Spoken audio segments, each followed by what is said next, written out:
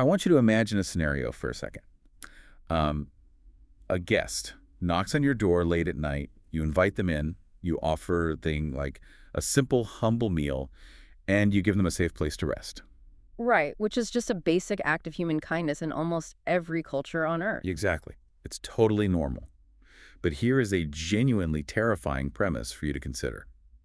How could that single, humble meal, served to just a passing stranger, cost a man his freedom for the rest of his entire life?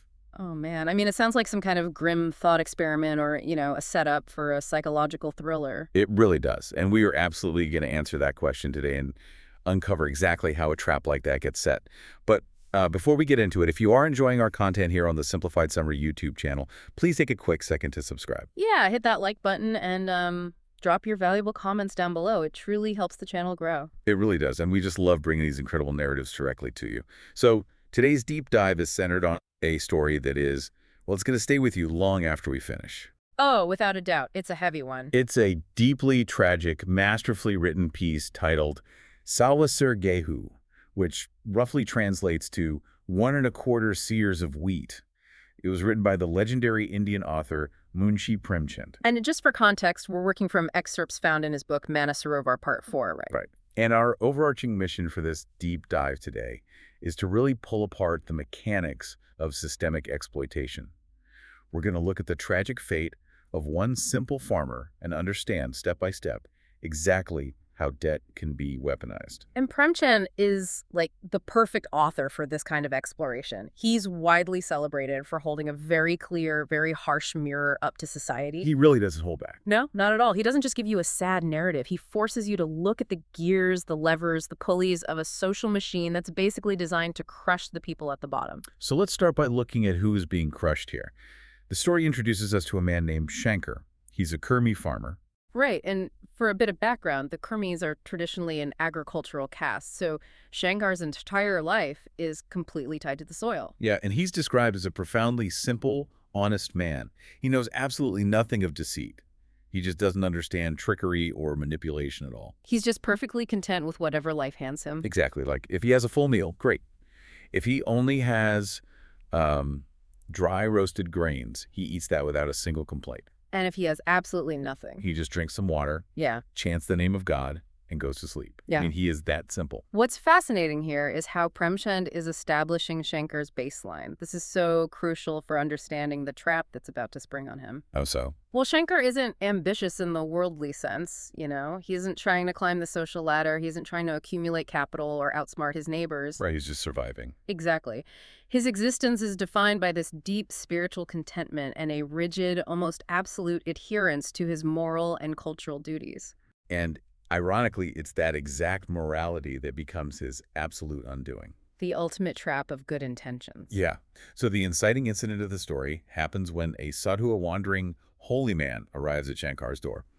Now, in this specific cultural context, the codes of hospitality are sacred. You cannot, under any circumstances, let a holy man go to sleep hungry in your home. Right. It isn't just rude, it's a profound religious failure.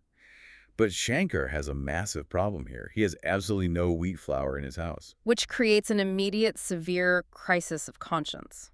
For someone like Shankar, failing to feed this guest is like a spiritual catastrophe. Yeah, it goes against the core identity of who he is and how he relates to the divine. So he has to fix it. He does. And to solve the crisis, Shankar makes a decision that will literally ruin his life. He walks over to the village Brahmin, this very powerful man named Vipra Maharaj, and asks for a tiny, tiny loan. A loan of exactly Sawa Ser of wheat. Right. And let's translate that into modern terms so you, listening at home, can picture it. A seer is an old traditional unit of mass, roughly equivalent to 1 kilogram. So Sawa Ser is 1¼ seers. Yeah, Shankar borrows about 1.25 kilograms of wheat. That is it. A handful of grain, basically. Huh. He brings it back, his wife brines it, prepares the food, the sadhu eats, gives the family his blessing, and leaves the next morning. So on the surface, the cosmic order is maintained, right? The spiritual duty is fulfilled, the guest is satisfied, everyone is happy. Okay, let's unpack this, because the reality of what just happened is terrifying. Think about borrowing something from, like, a very powerful boss, or maybe a wealthy mob-adjacent community figure. Oh, that's a great analogy. You need a tiny favor to get out of a jam. You don't ask for a contract, you don't ask for terms and conditions, you just take the favor, assuming you'll do something nice for them later to square it up. Right, you just assume it's an informal, friendly thing. Exactly. You don't realize that by stepping into their web without a formal agreement, you have just handed them a blank check. That captures the dynamic perfectly. The power imbalance is the key ingredient here. Shankar is focusing entirely on the immediate spiritual crisis, right? And the emotional relief of solving it. He's not thinking about the economics at all. Not even a little bit. He is completely blind to the financial and social mechanism he has just engaged. He is essentially trapped by his own goodness. Yeah, his strict adherence to the cultural mandate of hospitality forces him into a transactional relationship with the village elite. And the system uses his piety as bait. It is so agonizing to read because his intentions are so pure. And obviously the first question anyone would ask is, well, why didn't Shankar just pay back the 1.25 kilos of wheat? I mean, it's a tiny amount. Right. Well, the tragic irony of Premchand's story is that Shankar absolutely believed he did pay it back. And this is where the narrative shifts from just a simple story of borrowing into this really complex study of unspoken assumptions. It reveals how the lack of clear communication heavily benefits the person holding the power. Right. So when the harvest season arrives, the month of Shankar goes to the Vipra and gives him 1.5 pasari of wheat. Let's do the math on that for a second. Okay, so a pasari is 5 seers. So 1.5 pasari is 7.5 seers. That is roughly 7.5 kilograms of wheat. Remember, he only borrowed 1.25 kilograms. Right. He is handing over 6 times the amount he originally borrowed, but, and this is the catch, he doesn't hand it over as a formal repayment. He gives it as part of a customary harvest offering called Kali-hani. Kali-hani is a really crucial concept to understand here. In the traditional village economy, this was a customary portion of the harvest given to the village priest or Brahmin for his ongoing spiritual services. Like doing astrological readings, performing local rituals, blessing the crops, stuff like that. Exactly. It operates entirely in the realm of social and religious custom. It's an obligation of faith, not a mechanism of formal finance. So Shankar hands over this massive surplus of grain, and he silently assumes that this extra wheat covers his tiny debt from the sadhu's visit, plus, whatever interest might have accrued. He thinks to himself, I'm giving him all this extra wheat. Surely that settles the account. Right. But he never explicitly mentions the debt. And crucially, the Vipra says absolutely nothing either. The Vipra just takes the grain. It is such a brilliant and devastating use of silence as a weapon. I have to admit, I really struggle with this part of the story. I find myself getting so frustrated with the protagonist. Why wouldn't Shankar just state clearly, hey Maharaj, this extra grain is to clear my debt from a few months ago? It's hard to watch. It feels like a massive catastrophic plot hole that he just stays silent. Like, why wouldn't he just open his mouth and clarify? Well, it feels frustrating from our modern contractual perspective, but we really have to immerse ourselves in the reality of that caste and class dynamic. Right, it's a totally different world. In a deeply unequal society, a marginalized, illiterate farmer like Shankar does not easily dictate terms to a high caste landlord and priest. You have to remember, Shankar views the Vipra almost as an earthly representative of the divine. Oh, wow. Yeah, you don't demand receipts from the gods. Exactly. Shankar trusts the moral fabric of his universe. He assumes goodness is recognized. The Vipra, however, understands both the moral fabric and the financial ledger, and he knows exactly how to keep them separate. He weaponizes his silence. He does, because he knows the unwritten rules of the village mean customary religious gifts will never legally cancel out a recorded financial debt. So the Vipra knows exactly what Shankar is assuming, and he just sits back and lets the trap close. Precisely. Allowing the illusion of repayment to stand is just a calculated business move. An unpaid, unacknowledged debt is an incredibly valuable compounding asset to a moneylender. And that asset grows in the dark for 7 years. 7 years. 7 long years pass, without a single word spoken about this 1.25 kilos of wheat. And the contrast in their lives over this period is just stark. The Vipra transitions from being a village priest into a wealthy, Mahajan-like, a powerful, formalized moneylender. Meanwhile, Shankar's life completely falls apart. Yeah. He loses his standing. He goes from being an independent farmer working his own land to a daily wage laborer just trying to survive. His brother leaves him. His health declines. And that disparity isn't a coincidence. The system they're living in is actively designed to funnel wealth and power upwards. The Vipra's rise into wealth and Shankar's descent into poverty are literally two sides of the exact same economic coin. Then we reach the climax of the story, and the sheer audacity of the math is staggering. Out of nowhere, after 7 years of total silence, the Vipra calls in the debt. Springs a trap. He does. And because of the predatory nature of compounding interest on grain, which was often calculated at 25 to 50% per season, with massive penalties for rolling it over, the Vipra declares that Shankar now owes him 5.5 mons of wheat. Let's break down that measurement so the listener understands the sheer scale of the violence here. Okay, a mond is roughly 40 seers. So 5.5 mons is 220 seers. That is about 220 kilograms of wheat. Think about that trajectory. Shankar borrowed 1.25 kilos to feed a passing guest, and now he's being told he owes 220 kilos. It is a completely astronomical, absurd increase. The math itself becomes an instrument of terror. For a daily wage laborer who barely earns enough to eat each day, 220 kilograms of surplus wheat is an impossible sum. It might as well be $1 million. Shankar is thrown into absolute despair. I mean, he pleads with the Vipra. He reminds him of all the extra grain he has handed over during the past 7 harvests. He brings up the Kali-hani, the customary payments, all that extra grain given whenever the Vipra performed astrological readings at his door. Right, he begs him to look at the reality of their relationship and just see reason. This raises an important question about how systems of commerce and law remain deliberately opaque to those at the bottom. The Vipra's response is a masterclass in cold, predatory logic. It really is. He explicitly separates the social customs from the financial ledgers. He tells Shankar that customary gifts are just gifts. They are donations for spiritual services rendered. They do not and will never count toward the principal or the interest of a formal loan. Here's where it gets really interesting, because this is the ultimate form of a rigged game.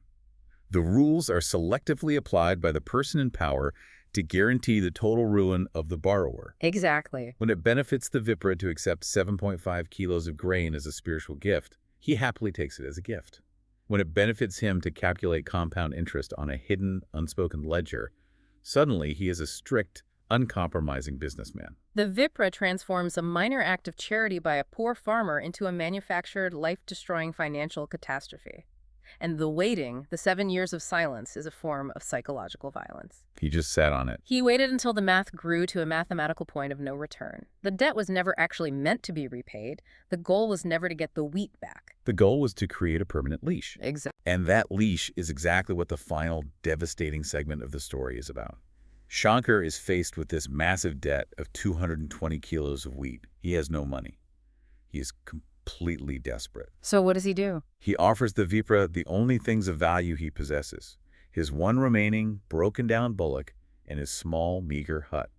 He is willing to render himself entirely homeless and propertyless just to clear the ledger. But the Vipra refuses. Have you considered why he would turn down tangible property? Because it doesn't serve his ultimate goal. He tells Shankar he has absolutely no use for a weak bullock or a tiny mud hut. Instead, he demands the one and only resource Shankar has left in the world. His physical labor. Yes. This is the crux of the entire trap. This is the exact moment a financial debt transitions into physical bondage. Human labor is the ultimate renewable resource for the exploiter. The terms the Vipra dictates are sickening. He tells Shankar he must work for him full-time just to pay off the interest on the debt. Just the interest. Let that sink in for a moment. The daily, back-breaking labor will only cover the ongoing, compounding interest. The principal, the 220 kilos of wheat, remains completely untouched. Wow. Because Shankar has no property left to act as collateral, the Vipra legally forces him into lifelong bonded labor. It is a life sentence, a literal sentence of slavery completely disguised as a standard legal financial agreement. The day-to-day reality of this aftermath is gut-wrenching. Shankar becomes a literal slave to the Vipra for the rest of his life. He wakes up before dawn, works the Vipra's fields all day, receives no wages, and still has to somehow find a way to keep his own family alive. It's just horrific. His wife, who had never done such grueling outdoor labor, is forced into back-breaking work just to scrape together a few scraps of food. Their children starve, crying for a single grain of wheat. The entire family unit is systematically destroyed. The system extracts every single ounce of value from Shankar's blood and sweat. But Premchand includes a psychological layer at the very end of the story that is perhaps the most tragic element of all. Yes, and this is the detail that genuinely kept me awake after reading the source material. After all of this, after being tricked by the silence, manipulated by the math, and enslaved by the contract, Shankar does not blame the corrupt system. He doesn't blame the greedy moneylender either. No, he doesn't harbor any revolutionary anger against the Vipra. Instead, he accepts his fate. He genuinely believes that this lifelong torture is simply a cosmic punishment for sins he must have committed in a past life. If we connect this to the bigger picture, this is how oppression sustains itself across generations. We really have to look at the role of fatalism and social conditioning. It's so deeply ingrained. The ruling class, the exploiters, they don't just control the money and the land, they control the ideology. When belief systems like blaming your current suffering on past life karma are fully absorbed by the oppressed, it serves to completely pacify them. It protects the exploiters from rebellion. Think about it. If you believe your slavery is the undeniable will of the cosmos, punishing you for ancient sins, how can you possibly justify rebelling against the moneylender? The moneylender is just an instrument of divine justice in that worldview. It takes the blame entirely off the Viper's shoulders and puts it squarely onto Shankar's own soul. The 1.25 kilos of wheat literally became a lifelong shackle, behaving exactly like a curse from an angry deity. It's devastating. It is mind-blowing how an act of deep religious piety feeding a wandering holy man is twisted by the system into a karmic punishment. The oppressor has successfully outsourced the enforcement of the slavery to the slave's own mind. That is the true horror of Premchand's story. The physical chains are forged from financial ledgers and compound interest, but the mental chains are forged from cultural conditioning and weaponized religion. So as we wrap up, we have to ask ourselves, what does this mean for us today? You might be listening to this and thinking, well, this is a tragic story set in rural India a long time ago. It's just a historical piece about the zamindari system and the caste dynamics of a bygone era. But the mechanics of exploitation are entirely universal. Exactly. This story serves as a glaring warning about how complex, unspoken rules in financial and social contracts are designed to trap people. The setting changes, the measurements change from seers and mons to dollars and credit scores, but the asymmetrical power dynamics between the lender and the borrower, well, they remain a constant feature of human society. The math is still weaponized. Yes. The weaponization of complex math against those who just don't understand it is still happening every single day. It really makes you look at every convenient financial agreement with a lot more suspicion. Before we leave you, I want to give one final shout out to the Simplified Summary YouTube channel. If you found value in this deep dive, please remember to subscribe and drop a comment below. We would love to hear your thoughts on Shankar's initial choice. Would you have turned the sadhu away? Let us know. It is a story that demands serious reflection. And I want to leave you with a lingering question to ponder as you go about the rest of your day. In our modern world of endless terms and conditions that absolutely nobody reads, hidden subscription fees, opaque payday loans, and highly complex algorithmic credit scoring, Right. what is the contemporary equivalent of Sawa Ser Gehun, where in our own society are seemingly harmless, everyday agreements silently stripping away people's futures right under our noses? How could a single humble meal cost a man his freedom? It is a terrifying thought. Thank you for taking this deep dive with us.